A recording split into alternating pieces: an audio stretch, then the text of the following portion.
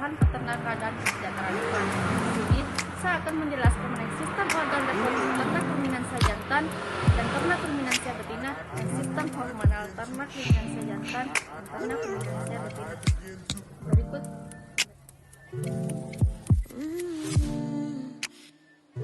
Sistem organ reproduksi pada jantan ada 3, yaitu organ kelamin primer, organ kelamin sekunder, dan organ kelamin aksesoris. Organ kelamin primer terdiri atas testis.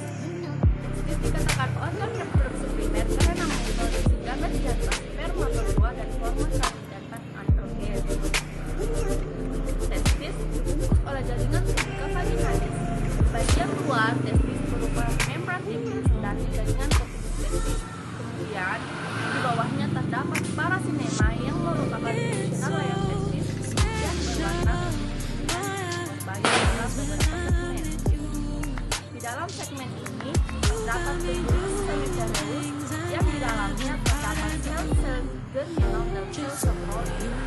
Di dalam testis terdapat skortum. Skortum merupakan kantung dua lobus yang membungkus testis yang berlokasi di bagian inguinal di antara dua femur bersama spermatikon yang memiliki fungsi dalam mengaktifkan testis. Organ reproduksi sekunder terbagi atas ductus efferens, epididymis, vasa efferens, penis, dan uretra. Ductus efferens merupakan saluran serupa pipa yang menghubungkan testis dan epididymis. Ketika melewati ductus efferens menuju epididymis, sebagian cairan sperma akan diserap dan membantu menggerakkan sperma sehingga lebih kental dan terkonsentrasi saat sampai di epididymis. Ketiga yaitu vas deferens. Vas deferens adalah sepasang saluran dari ujung distal kaudal masing-masing epididymis yang menyatu dengan uretra. Vas deferens memiliki lapisan otot tebal dan berfungsi tunggal untuk transportasi spermatozoa. Yang keempat yaitu uretra. Uretra adalah saluran tunggal yang memanjang ke ujung penis, berfungsi sebagai saluran ekskretoris baik urin maupun semen. Pada ejakulasi pada sapi, terdapat campuran lengkap konsentrasi spermatozoa dari vas deferens dan epididymis dengan cairan dari kelenjar ekskretoris pada bagian pelvis untuk membentuk semen. Kedua yaitu epididymis. Epididymis merupakan saluran eksternal portal di testis yang menyatu secara longitudinal pada permukaan testis dan terhubung dalam tunika vegetalis. Epididymis terdiri dari 3 bagian, bagian rambut, kepala, korpus badan, dan cauda ekor. Sperma yang belum matang dari testis memasuki epididymis, menjadi mortil dan fertil selama perjalanan 20 hari. Selama ejakulasi, otot poros di dinding epididymis berkontraksi dan sperma akan dikeluarkan ke dalam ductus deferens. Adapun fungsi epididymis yang pertama, transportasi mengangkut spermatozoa. Spermatozoa yang diproduksi di tubuh semiferous akan dipaksa keluar melalui rata testis dan vasa deferens ke epididymis. Lapisan epididymis berisi sel epitela dan berperan memfertilisasi pergerakan spermatozoa dibantu ejakulasi ke dalam vas deferens dan uretra. Yang kedua yaitu konsentrasi. Spermatozoa masuk ke dalam epididymis dengan konsentrasi sekitar 100 juta per mil, kemudian meningkat sekitar 4 miliar per mil. Penyerapan cairan ini terutama terjadi di kaput dan ujung proximal corpus. Ketiga yaitu panas. Kondisi optimum dalam koda dibutuhkan untuk keberlangsungan hidup spermatozoa selama bulan panas. Kondisi tersebut terdiri dari pH rendah, konsentrasi tinggi, konsentrasi karbon dioksida tinggi, sasi kalium natrium tinggi, pengaruh testosteron, dan lain-lain. Keempat yaitu maturasi. Spermatozoa melewati epididymis akan memperoleh kemampuan untuk menjadi mortil dan matang. Spermatozoa yang paling dekat dengan korpus meningkat kesuburannya hingga 25 hari. Organ aksesoris. Organ aksesoris terdiri dari kelenjar aksesoris, penis, dan perumbarium. Kelenjar aksesoris. Kelenjar aksesoris ini terletak di sepanjang panggul uretra dan terdiri dari kelenjar vaskuler, kelenjar prostat, dan kelenjar bulboureteralis, dan seluruhnya selanjutnya berkontribusi terhadap volume cairan semen. Kelenjar vaskular berkontribusi lebih dari setengah volume total cairan semen yang berisi senyawa organik. Kedua yaitu kelenjar prostat. Kelenjar prostat berkontribusi kecil untuk volume semen. Sekresinya berupa ion non-organik. Kelenjar bulboureteralis. Kelenjar bulboureteralis adalah sepasang kelenjar yang memiliki panjang uretra dekat titik keluar panggul. Pada sapi, sekresinya merupakan residu urin dari uretra sebelum ejakulasi. Kedua yaitu penis. Penis merupakan organ kopulasi jantan. Membentuk secara dorsal dari sekitar uretra di bagian pelvis dengan lubang eksternal pada ujung bebas. Memiliki lentur sigmoid berbentuk S pada penis yang memungkinkan untuk ditarik kembali ke dalam tubuh. Serta terdapat muskuler retaktor penis yang memudahkan perpanjangan dan kontraksi penis kembali ke dalam tubuh. Ketiga itu propelium. Propelium merupakan impaginasi kulit yang tertutup pada ujung penis. Lubang kulit propelium ini dikelilingi oleh rambut perpulasi panjang.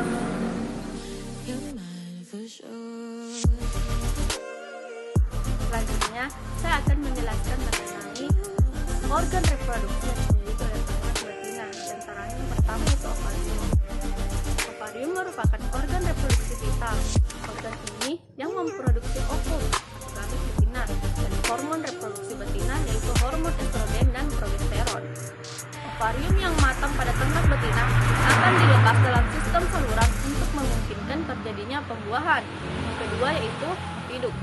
Piduk adalah organ yang menghubungkan ovarium hingga ujung tanduk uterus.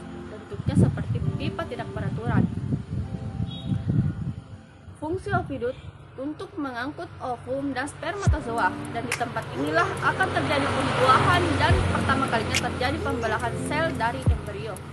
Ketiga itu uterus. Fungsi utama dari uterus adalah menyimpan dan memelihara embrio atau fetus. Letak uterus membentang dari persimpangan lekukan di antara kedua tanduk uterina hingga ke serviks. Empat yaitu serviks. Serviks terdiri dari dinding tebal dan bersifat inelastis.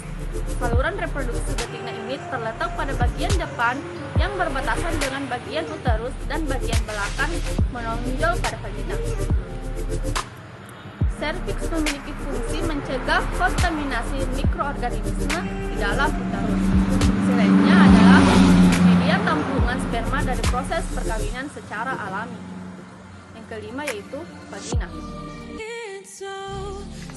Vagina berbentuk pulau panjang dengan dinding yang tipis dan elastis. Kedalamannya sekitar 25 sampai 30 cm. Sperma dari hasil perkawinan akan disimpan pada bagian depan vagina dekat dengan serviks. Vagina inilah yang digunakan ternak sebagai alat kopulasi perkawinan. Vagina juga akan menghasilkan lendir dan dapat digunakan untuk mengetahui ada tidaknya uterus atau birahi pada ternak betina. Yang keenam yaitu vulva. Vulva merupakan alat kelamin sapi betina yang paling luas, berfungsi sebagai sistem reproduksi dan sebagai sistem urinari. Vulva berbentuk lipatan-lipatan dan ada yang tertutup rambut halus. Bagian tengah vulva terdapat sklerotis.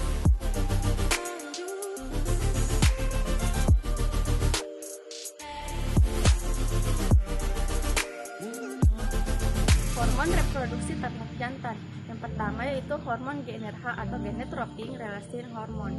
Organ yang memproduksi hormon GnRH adalah hipotalamus. Hipotalamus merupakan suatu bagian pada otak pada bagian ventral.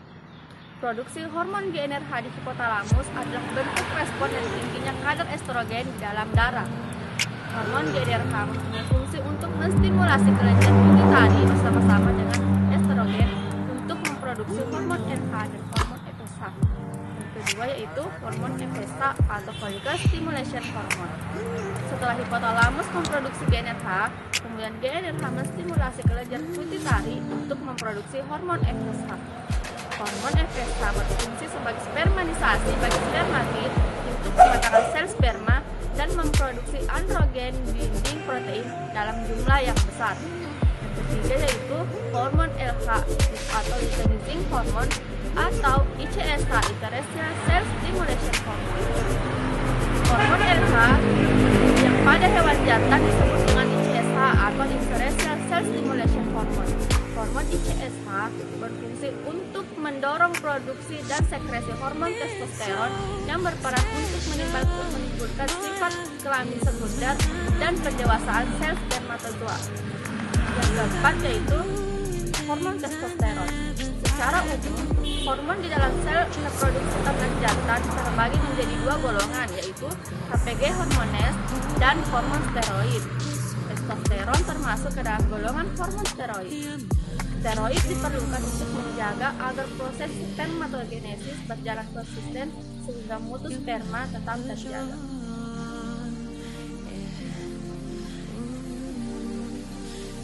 Hormon reproduksi ternak betina. Yang pertama yaitu hormon GnRH atau gonadotropin releasing hormone. Organ yang memproduksi hormon GnRH adalah hipotalamus. Produksi GnRH di hipotalamus adalah bentuk respon dari tingginya kadar estrogen di dalam darah. GnRH mempunyai fungsi untuk menstimulasi kelenjar pituitari bersama-sama dengan estrogen untuk memproduksi hormon LH dan hormon FSH.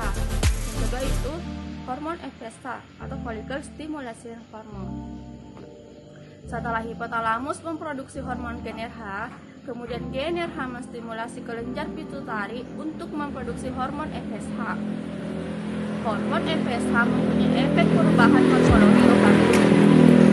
FSH akan menstimulasi perkembangan folikel pada ovarium menjadi folikel the graft atau folikel yang matang yang siap untuk diovulasi. Hormon ketiga itu hormon LH atau luteinizing hormone.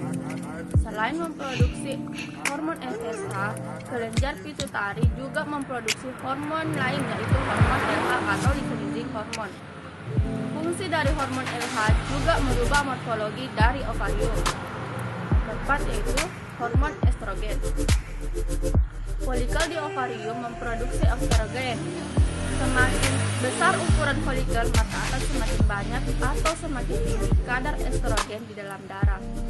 Hormon estrogen ini yang akan membuat ternak menunjukkan gejala-gejala di rahim. Tingginya kadar oksigen di dalam darah bersamaan dengan tingginya kadar hormon GnRH akan memicu pengeluaran LH yang kemudian akan menstimulasi ovulasi. Hormon yang kelima yaitu progesteron. Progesteron mempunyai nama lain yaitu hormon kebuntingan. Hormon ini bertugas untuk mempertahankan kebuntingan. Hormon progesteron ini akan menekan produksi hormon LH dan hormon FSH. Inilah yang menyebabkan pada saat bunting, hewan tidak menunjukkan gejala di rahim. Hormon keenam yaitu prostaglandin. Prostaglandin dihasilkan oleh uterus. Hormon ini mempunyai fungsi untuk menghancurkan korpus luteum. Karena fungsi prostaglandin yang dapat menghancurkan korpus luteum ini membuat prostaglandin bisa digunakan sebagai hormon sinkronisasi estrus. Hormon ini bekerja pada saat mendekati proses kelahiran. Hormon yang ketujuh itu oksitosin. Oksitosin merupakan hormon yang berperan pada saat proses kelahiran dan setelah kelahiran. Baik, itulah tadi penjelasan mengenai sistem organ reproduksi ternak jantan dan organ reproduksi ternak betina dan penjelasan mengenai sistem hormonal ternak ruminansia jantan dan ternak ruminansia betina. Semoga apa yang saya sampaikan bisa bermanfaat. Lebih dan kurangnya mohon dimaafkan. Wabillahi taufiq wal hidayah. Wassalamualaikum warahmatullahi wabarakatuh.